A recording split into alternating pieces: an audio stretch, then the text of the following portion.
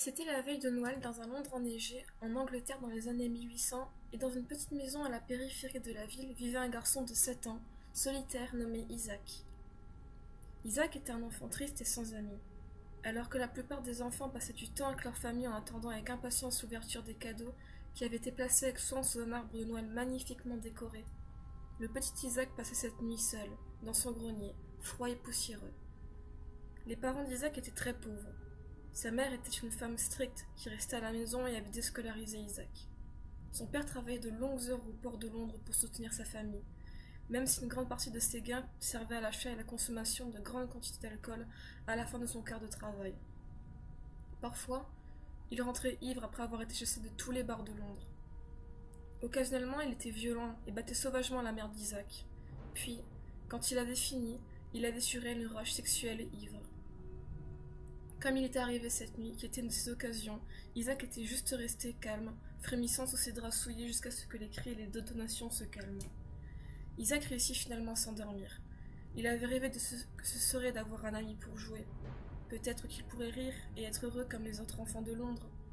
Heureusement pour le petit Isaac, ce réveillon de Noël marqua un grand changement, quand sa solitude attira l'attention d'un ange gardien, qui élabora ensuite un cadeau très spécial pour le petit garçon triste de Londres. Comme le soleil se levait sur le matin de Noël, Isaac ouvrit les yeux et trouva une étrange boîte en bois posée au pied de son lit.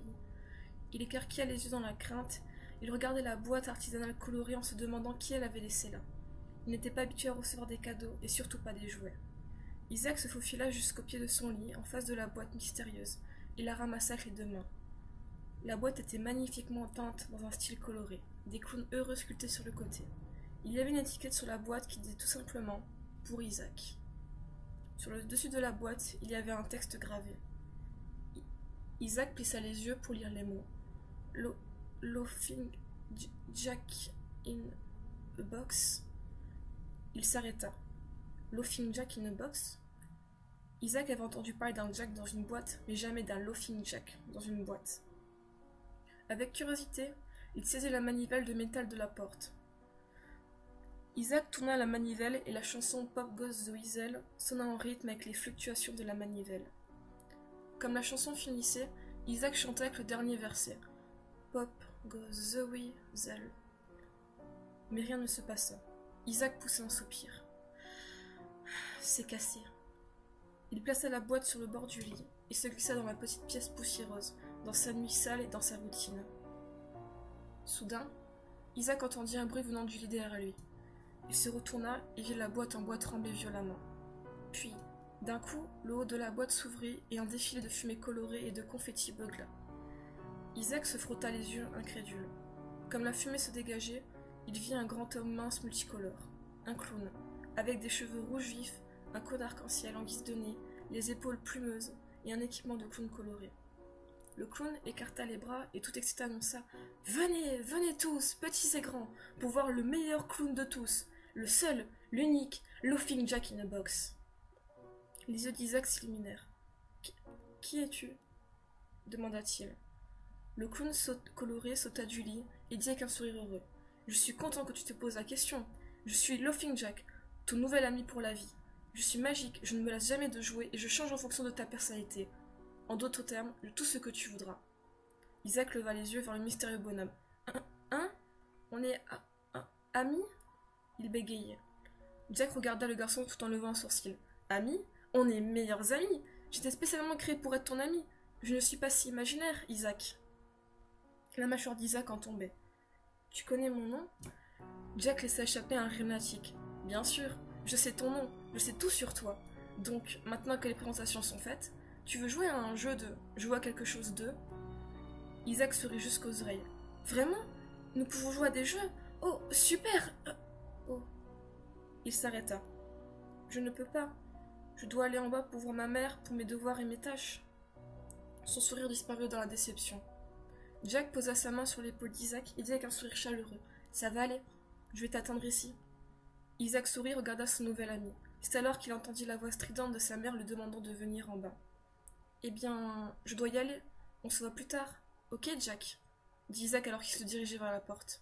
Jack sourit. « Absolument, gamin. Oh, et Isaac ?» Isaac regarda Jack qui lui fit un clin d'œil et dit Tu devrais sourire plus souvent, ça te va bien. Isaac sourit joyeusement, se tourna et se dirigea vers la porte. Toute la journée, Isaac parla à sa mère d'un merveilleux clown coloré sorti d'une boîte magique qui apparut au pied de son lit. Sa mère, cependant, n'en croyait pas un mot. Enfin, il a convaincu sa mère de le suivre dans sa chambre pour qu'elle puisse voir Laughing Jack de ses propres yeux. Ils montèrent les escaliers et Isaac ouvrit la porte de sa chambre. « Vous voyez, mère, il... » Isaac s'arrêta. Il bâilla la pièce qui ne contenait ni clown magique, ni mystérieux coffre en bois. La mère d'Isaac n'était pas du tout amusée.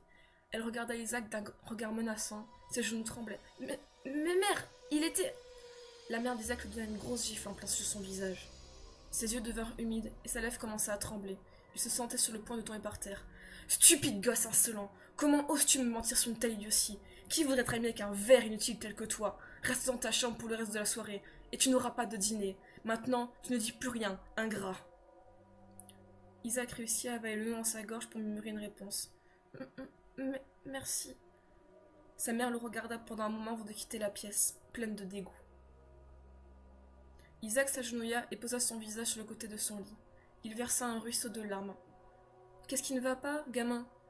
dit une voix. Isaac était sur le bord du lit, où Jack était maintenant assis à côté de lui. « Où étais-tu » murmura Isaac. Jack passa sa main dans les cheveux d'Isaac pour le consoler et dit doucement. « Je me cachais. Je ne peux pas laisser tes parents me voir. Sinon, ils ne nous laisseront plus jouer. » Isaac essuya les larmes de ses yeux. « Hé, gamin, je suis désolé d'avoir dû me cacher, mais je le faisais pour toi. Parce que ce soir, on va pouvoir jouer à des tonnes de jeux, » dit Jack en souriant. Isaac regarda son copain et hocha silencieusement la tête. Un petit sourire commença à se former au coin de sa bouche. Cette nuit, Laughing Jack et Isaac jouèrent à beaucoup de jeux amusants. D'un geste de la main, Jack rendit tous les soldats d'étain d'Isaac vivants pour marcher autour de la salle. Isaac était surpris alors qu'il regardait ses jouets se déplacer. Puis Laughing Jack et Isaac se racontèrent des histoires de fantômes fantasmagoriques. Isaac demanda à Jack s'il était un fantôme, mais Jack lui expliquait qu'il était plus du genre entité cosmique de toutes sortes. À la fin de la nuit, Jack fouilla dans sa poche et en sortit un assortiment de délicieux bonbons. Isaac était en extase quand il mit ce festin coloré dans sa bouche. C'était la première fois qu'il dégustait quelque chose d'aussi doux. Isaac avait l'air tellement heureux et riait si fort cette nuit que les choses semblaient être enfin rentrées dans l'ordre pour le petit Isaac. Au moins, jusqu'à l'accident qu'il y a eu 3 mois plus tard. Il faisait très chaud et ensoleillé à Londres ce jour-là, ce qui était plutôt rare. Aussi, avec l'aide d'un certain ami, Isaac avait pu terminer ses travaux et était autorisé à aller jouer dehors. Les choses ont commencé à simplement. Le duo était derrière la maison à jouer aux pirates, quand Isaac a repéré que le chat des voisins s'était faufilé dans son jardin. « Et arg, nous avons un espion ennemi en vue, tous à tribord !» Isaac cria, captivé par la fantaisie et l'imagination. « Yo-ho, je vais attraper capitaine Isaac !» s'écria le premier lieutenant Jack avec sa meilleure voix de pirate. Jack tendit le bras à travers le jardin et prit le félin sans méfiance, qui commença à lutter avec vigueur. « Ne le laissez pas s'en tirer, Jackie, ou on le fera passer par-dessus la planche !» Isaac était contrarié. L'emprise de Jack sur le chat serré. Ses bras se prolongèrent comme un anaconda s'enroulant autour du félin qui luttait pour sa vie. Les bras de Jack continuaient à presser l'animal, en appuyant sur l'air de ses poumons. Les yeux de l'animal commencèrent à gonfler. Ils sortirent de leur orbite avec un bruit sec. Jack relâcha rapidement la créature de sa main qui était à présent sans vie au sol. Il y eut un gros silence à la vue du corps mutilé du chat. Le silence fut finalement corrompu par un rire désopilant, venant d'Isaac. « Ha ha ha! Waouh! Je suppose que les chats n'ont pas vraiment de vie !» s'écria Isaac, les yeux presque en larmes. Laughing Jack commença à rire aussi. « Hé hé, ouais, mais ça ne va pas te causer des ennuis si ta mère trouve le chat de ton voisin mort dans ton jardin ?» Le rire d'Isaac s'arrêta. « Oh non! Tu as raison! Je vais aller le jeter dans la cour des voisins. » Isaac paniqua et saisit une pelle à proximité, ramassa le cadavre du chat et le lança par-dessus la clôture. Il était à présent à nouveau dans la cour des voisins. Jack et Isaac ont alors rapidement regagné la chambre. C'est arrivé environ 1 heure plus tard. Isaac avait les oreilles percées par les cris de sa mère, hurlant son nom en bas. Ni Jack ni Isaac ne dirent un mot. Il se glissa dans les escaliers, seul face au terrible sort qui l'attendait. Jack pouvait entendre beaucoup crier d'en bas, mais ne pouvait rien faire. Après une trentaine de minutes, Isaac, les yeux larmoyants, monta les escaliers. « Eh bien ?» demanda Jack nerveusement. Isaac, au sol, commença à parler. « J'ai essayé de lui dire que c'est toi qui avais tué le chat. Elle ne me croyait pas. Elle dit que tu n'es pas réel. » Jack fronça les sourcils, conscient que tout cela était de sa faute. Isaac utilisa sa manche pour essuyer ses larmes. Je vais être envoyé à un pensionnat. Je pars ce soir. Et tu ne peux pas venir avec moi. Jack prit un air choqué. Quoi? Mais je ne peux pas venir. Où vais-je aller? Isaac ne dit rien. Retournez là-dedans? Je ne pourrai pas sortir jusqu'à ce que... Jack s'arrêta. Isaac se leva, des larmes coulant sur son visage. Jack, je promets que je reviendrai pour toi dès que je pourrai. Jack regarda la boîte, puis de nouveau Isaac. Et je serai là à t'attendre, gamin. Jack sourit. Une seule larme coula sur sa joue.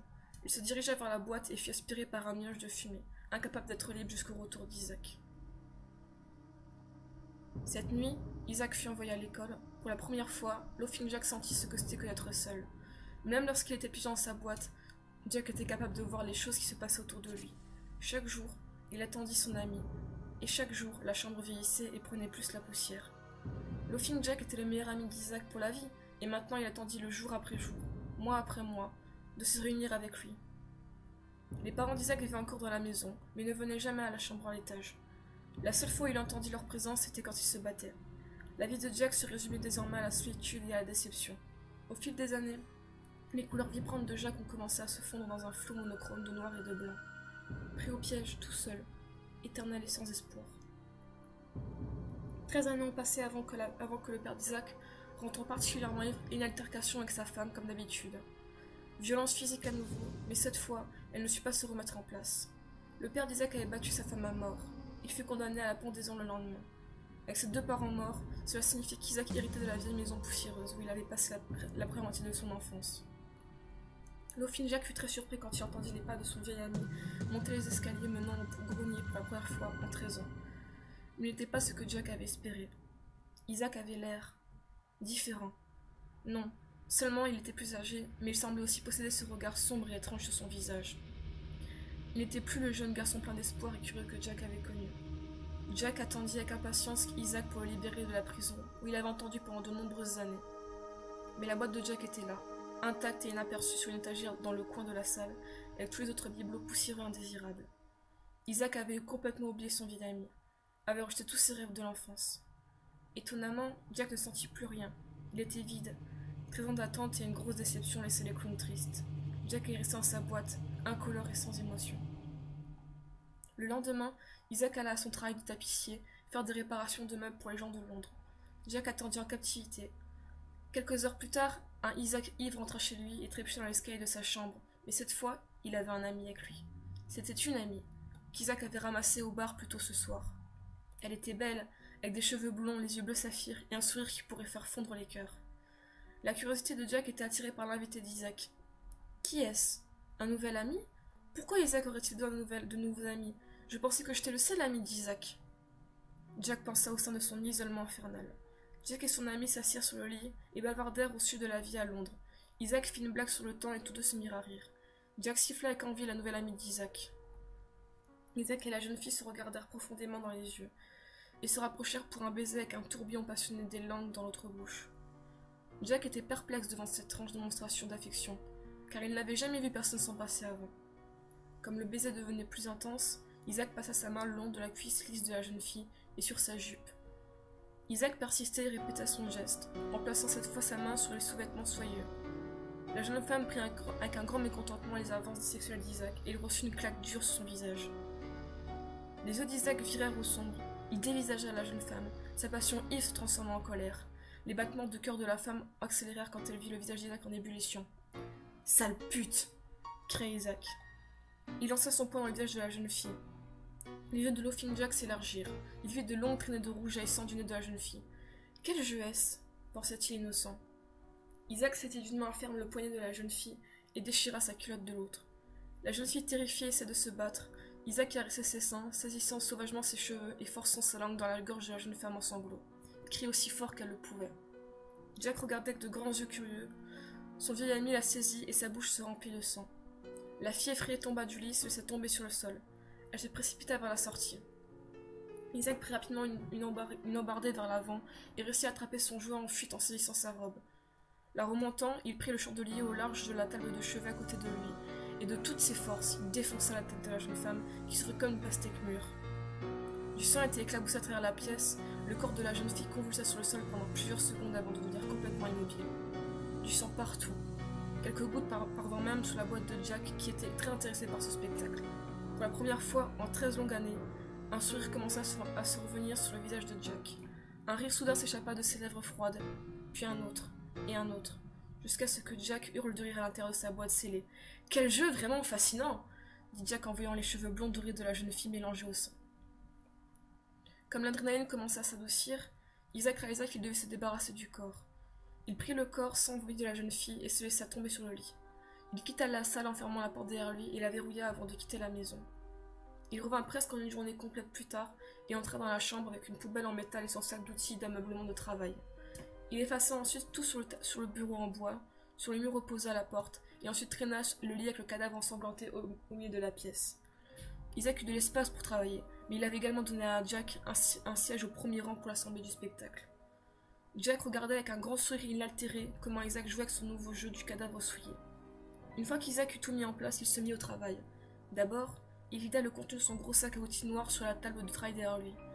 Un assortiment de couteaux, marteaux, pinces et autres outils était désormais posé devant lui. Son premier choix fut un couteau d'ameublement, dont il se servit pour enlever la peau du corps. Cette peau fut ensuite placée sur les supports et transformée en cuir. Cela fait, Isaac utilisait une scie pour scier les bras, les jambes et la tête, perturbé en sa tâche par la présence d'asticots. Après avoir rempli la poubelle avec de l'eau, de javel et d'autres produits chimiques, il y trempa les membres jusqu'à ce que l'eau soit dépouillée de la chair. Isaac pêcha les ossements dans le jus du cadavre et les posa sur la table de travail. Puis dans la soirée, il mit la poubelle à l'extérieur et jeta les restes pourris dans les eaux de Londres pour être emportés par la mer. Pendant les 3 prochains jours, Jack regarda Isaac avec étonnement. Il faisait un fauteuil vraiment grotesque avec les restes de la jeune fille. Les pieds arrière étaient faits de fémur, tandis que les pieds avant étaient en tibia. Un cadre en bois était utilisé pour la base et l'assise, mais le rebord du support était fait de vertèbres. Les os du bras avaient été utilisés comme un coudoir et avaient été fixés en place par quelques côtes. Les tendons étaient utilisés comme renfort avec les cheveux blonds d'or tressés en une doublure pour la base. Au sommet de ce fauteuil de l'enfer était placé le crâne qui avait appartenu à la jeune fille, aux cheveux blonds, aux yeux de saphir et à un sourire qui pourrait faire fondre les cœurs. Isaac était très satisfait de son travail, et Laughing Jack était vraiment impressionné par la créativité profonde de son ancien camarade. Après cette nuit, Isaac ne toucha plus jamais une goutte d'alcool, car il possédait maintenant une soif beaucoup plus macabre. Dans les semaines suivantes, Isaac apporta plusieurs améliorations à son petit atelier des horreurs. Il enleva le matelas du lit et posa une rangée de planches de bois épais à la place.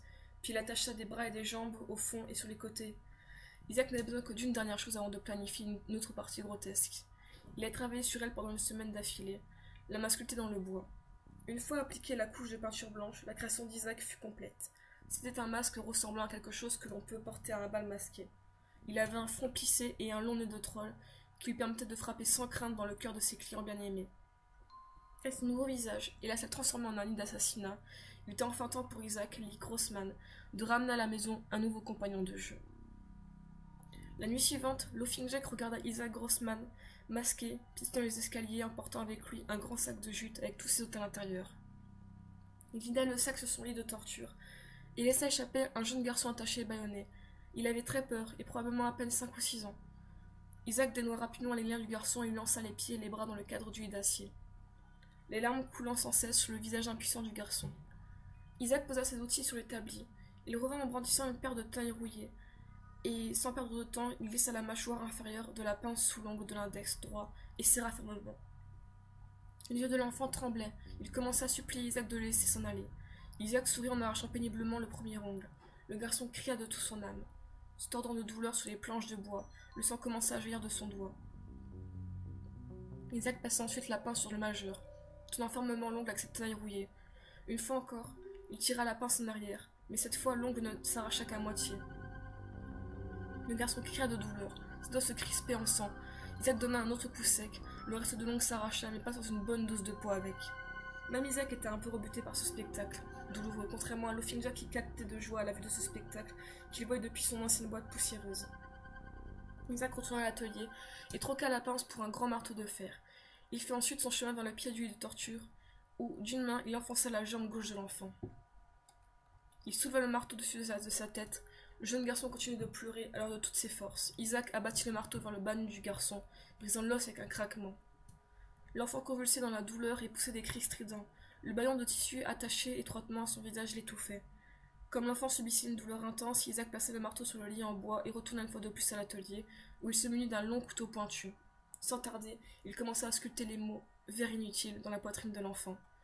Quand il eut fini, le garçon était à peine conscient. Isaac s'agenouilla alors et murmura à l'oreille de l'enfant. « C'est ce qui arrive aux enfants pourris qui font face aux gens désagréables. » Les yeux de l'enfant étaient remplis de larmes. Isaac se mit à tailler la peau du visage de l'enfant, mais il fut surpris de voir que l'enfant s'accrochait encore à la vie.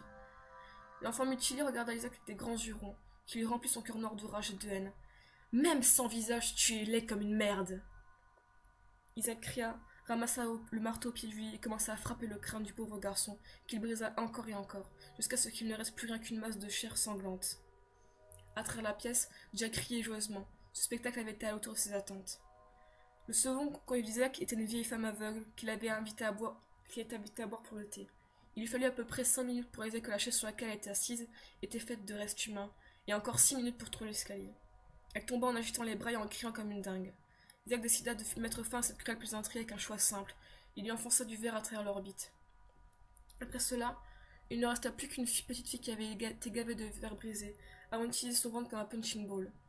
Au fil des semaines, de plus en plus d'âmes plus malchanceuses atteignirent leur fin dans le grenier d'Isaac Grossman. La personnalité de Grossman était devenue plus sombre et sadique, et Jack suivait son évolution alors qu'il pourrissait dans sa boîte poussiéreuse, jusqu'à une nuit très froide de décembre. Les clous rouillés qui tenaient le plateau de bibelot oubliés cédèrent. Enfin, tout chuta au sol. Isaac entendit le bruit sourd d'en bas et décida de monter au grenier. Il marcha sur le plancher souillé de sang vers le plateau tombé. Isaac écarta certains de ses bibelots qui étaient tombés, quand il vit finalement le Jack in the Box de son enfance. Isaac reconnut à peine la vieille boîte en lambeaux. Il la ramassa et enleva une partie de la poussière. Ensuite, par une quelconque nostalgie, il saisit la boîte et commença à tourner la manivelle. Un horrible son de Pop Goes the Weasel sortit de la vieille boîte, et comme il l'avait fait pour la première fois, Isaac chanta le dernier verset. Pop Goes the Weasel. Le haut de la boîte s'ouvrit, mais rien ne se passa. Elle était vide. Il jeta la vieille boîte à la poubelle avec les autres bibelots cassés, et alla ouvrir la porte pour retourner en bas. Mais il était bloqué. Isaac tira sur la poignée, mais la porte ne voulait pas bouger. À ce moment, il entendit une voix rauque, horrible, crier derrière lui. « Isaac !» Une secousse froide parcourut l'échine d'Isaac et les poils sur son dos se dressèrent. Il se retourna lentement, balayant du regard toute la pièce jusqu'à la poubelle. Il finit par voir un cauchemardesque Laughing Jack. Il était complètement monochrone, ses cheveux noirs pendaient en mèches tordues, des dents pointues décorant son sourire tordu, et ses bras pendants comme ceux d'une poupée de chiffon avec des longs doigts grotesques tombant au sol.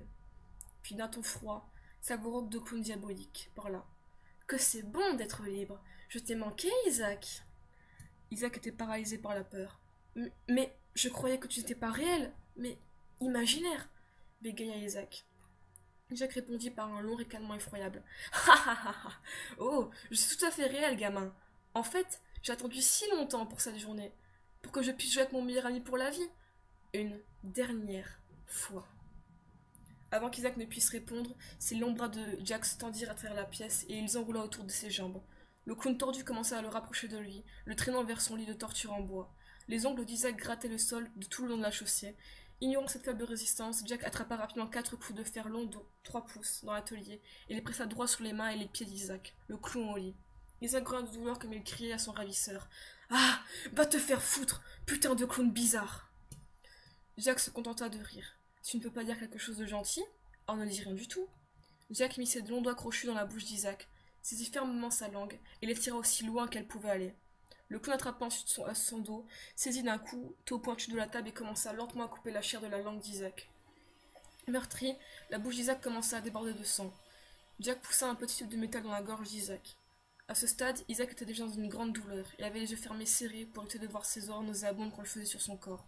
« Allez, ce n'est pas drôle si tu ne regardes pas !» dit Jack d'un ton ludique. Mais Isaac regarda les yeux fermés. Jack soupira. « Comme tu voudras. » Jack maintint ensuite l'un des yeux d'Isaac ouverts. Il allongea son bras et prit quelques hameçons pointus dans l'atelier. Lentement, Jack poussa l'extrémité pointue du hameçon à travers la paupière supérieure droite et attacha la pointe au niveau du sourcil pour le laisser en permanence ouvert. Puis, il sortit un second crochet poussant à travers la paupière inférieure et l'épingla à la joue. Jack répéta le processus pour l'autre œil, pour qu'Isaac ne manque rien de l'action. Laughing Jack prit ensuite le même couteau qu'il a utilisé pour arracher la langue d'Isaac et commença à se concentrer sur l'illumination de ses lèvres. Jack trancha soigneusement 2 longues bandes de chair, montrant ses dents et gencives complètement exposées. On dirait que quelqu'un ne sait pas brosser les dents. Isaac ricana dans sa barbe et saisit le marteau. Isaac le supplia d'arrêter, mais seuls les gémissements s'échappaient de sa gorge. Jack souleva le marteau en l'air et avec un sourire tordu, il frappa le bras et les dents d'Isaac qui éclatèrent comme de l'argile sèche. Isaac laissa tomber le marteau et se mit à hurler de rire. Il déchira la chemise d'Isaac, prit le plus gros couteau et il découpa le haut de la poitrine d'Isaac de haut en bas, jusqu'à l'estomac. Isaac gémit de douleur. Le monstre monochrome enfonça ses doigts misérables sous la peau de la poitrine d'Isaac et l'appela jusqu'au dos, pendant qu'Isaac observait ce spectacle en direct. Jack commença ensuite à sortir les intestins d'Isaac de la même manière qu'un magicien qui se met à tirer une série de tissus colorés de sa poche. Jack commença à souffler de l'air dans l'intestin. Une fois gonflé, il le tordit en sorte de faire un caniche. Il s'écria à un petit rire bruyant. « Je peux faire les girafes aussi !» Isaac restait toujours dans la douleur et le choc. La créature posa doucement le ballon macabre à côté de la tête d'Isaac. Pour son prochain tour, Jack enfonça sa main dans la cavité de l'estomac ouvert d'Isaac et tira sur l'un de ses reins. Le tenant dans sa main, Jack se tourna vers son ami captif et haussa les épaules en déclarant « Les reins ne sont pas vraiment mon truc ?» Il jeta l'organe de l'autre côté. Laughing Jack remarqua qu'Isaac commença à dériver dans la mort. « Déjà fatigué ? Pourquoi ? On était presque au grand final !» s'écria Jack. Il sortit une aiguille de sa manche. « Ça devrait te requinquer un peu. » Jack enfonça l'aiguille dans la rétine d'Isaac et injecta le liquide dans son orbite de droite. Jack se tortilla et tordit l'aiguille dans le globe oculaire de son ancien camarade de jeu. Isaac était toujours en vie. Avec un petit rire sinistre, Jack tira l'aiguille suturant sur le lobe oculaire avec elle. L'œil droit d'Isaac était accroché hors de son support et pendait sur le côté du visage. Jack sourit. « Eh bien, maintenant que j'ai ton attention... » Le clown prit ensuite son long index tordu et le poussa dans un trou de l'estomac d'Isaac. Jack baissa la tête vers la cavité de la poitrine ouverte et étendit sa bouche béante. En quelques secondes, un torrent de cafards commença à ramper de la gueule du clown, se renversant sur la poitrine ouverte d'Isaac. Ils rampèrent tous dans la petite ouverture de l'estomac d'Isaac. Comme son ventre devenait gonflé d'insectes, les cafards commencèrent à se précipiter vers sa gorge pour sortir de sa bouche et de la cavité nasale. Isaac était à quelques centimètres de la mort, quand ce ravisseur s'agenouilla à côté de lui et lui parla à l'oreille. « Ça faisait longtemps, gamin, mais je crois que tout est fini maintenant. Pas besoin de pleurer. Cependant, j'ai l'intention de répandre mon amitié à tous les enfants solitaires du monde, » dit Jack. Il enfonça son bras dans la poitrine d'Isaac et tira son cœur encore battant. La vie d'Isaac passa devant ses yeux. Il vit sa mère, son père, le pensionnat, ses victimes, et la dernière pensée qu'il flotta dans son esprit fut ce Noël très spécial où il s'était réveillé pour trouver la magnifique boîte de bois sculptée qui contenait son premier ami.